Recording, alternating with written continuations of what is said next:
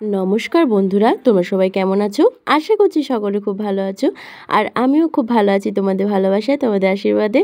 তো আজকে আমি সকাল সকাল বেরিয়ে পড়েছি বাপের বাড়ি যাব বলে, মানে আমার ছেলের দাদুর বাড়ি। আর রাস্তায় একটা বড় কালো ষাঁড় ছিল, আমার ছেলে দেখে খুব খুশি হয়েছে। আর দেখো একদম ভোর ভোর অনেকটা সূর্য মাত্র উদয় হয়েছে। তো আমি ছেলেকে নিয়ে সাইকেল করে বেরিয়ে পড়েছি। আর এই যে ঝিলটা আছে বা পুকুরটা যাকে বলতে পারো, প্রচুর মাছ হয়। আর আমি 15 মিনিটের মধ্যে স্টেশনে চলে এসেছি। দেন এসে আমি আমার সাইকেল গ্যারেজে সাইকেল রাখলাম, এখানে সাইকেল গ্যারেজ যেখানে অনেকে বলে সাইকেল আরেক জায়গা মানে অন্যান্য জায়গায় নাকি হারিয়ে যাওয়া কিছু, কিন্তু আমাদের ইন্ডিয়াতে সাইকেল নিয়ে নো টেনশন, তুমি যখনই রাখবে না কেন ঠিক আবার যখন তুমি আসবে ঠিক সাইকেল পেয়ে যাবে। এখানে কোনো ব্যাপার না, টিকিট কাটতে হয় না, কোনো সমস্যা নেই। তারপরে হাজারো সাইকেলের ভিড়ের মধ্যে তুমি তোমার সাইকেল ঠিক খুঁজে পাবে, কোনো ব্যাপার না এখানে। আর একটা বিড়াল ছিল যেটাকে দেখে আমার ছেলে বলছে, মা নিয়ে চলো নিয়ে চলো। যাই হোক, ও তো ছোটো মানুষ, একটু ওর এরম করবেই। তারপরে একটুখানি হেঁটে গেলাম, জাস্ট 2 মিনিট। দেন আমি এটিএম গেলাম কিছু টাকা উইথড্রল করার জন্য। তারপর স্টেশন থেকে আমি টিকিট নিলাম।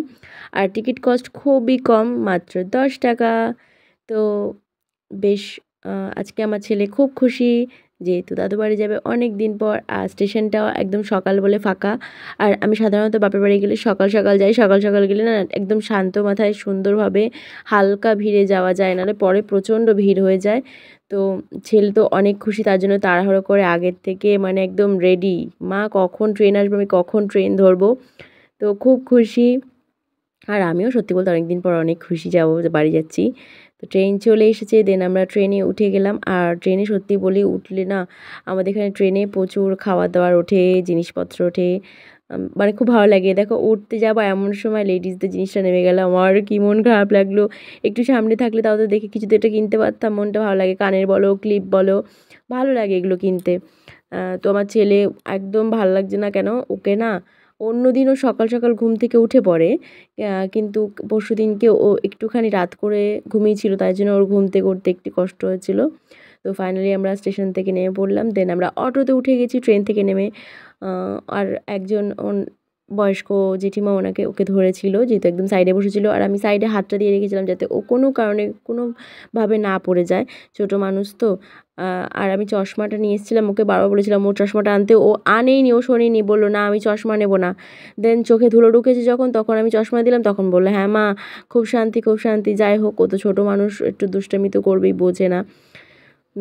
সবথেকে বড় কথা হলো যে ওর এই আনন্দটা এত ভালো লাগে আমার মুখে, ওর হাসিতেই মনে হয় যেন আমার মনটা জুড়িয়ে যায়। তো যাই হোক, একটুখানি মিষ্টির দোকানে গেলাম অটো থেকে নামার পর, একটুখানি অল্প কিছু মিষ্টি নিলাম। আর এদিকে আমার মাও চলে এসছে, আমাদের যেখানে অটো নামিয়ে তার সেখান থেকে একটুখানি দূরে বাড়িতে, তো মাও গাড়ি নিয়ে চলে এসেছে।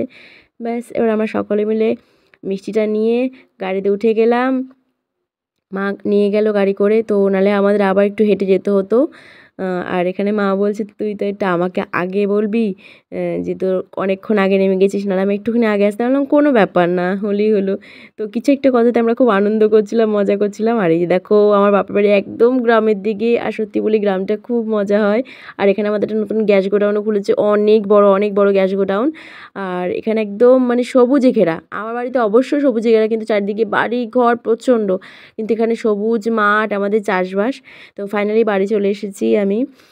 তো আবার দেখা হবে অন্য কোনো ভিডিওতে। সকলে ভালো থাকবে, সুস্থ থাকবে, আর অবশ্যই জানাবে কেমন লাগলো তোমাদের ভিডিওটা। নেক্সট পার্ট তোমাদের সাথে আবার শেয়ার করবো। আজকের মতো এখানেই টাটা, সকলে ভালো থাকবে, বাই বাই।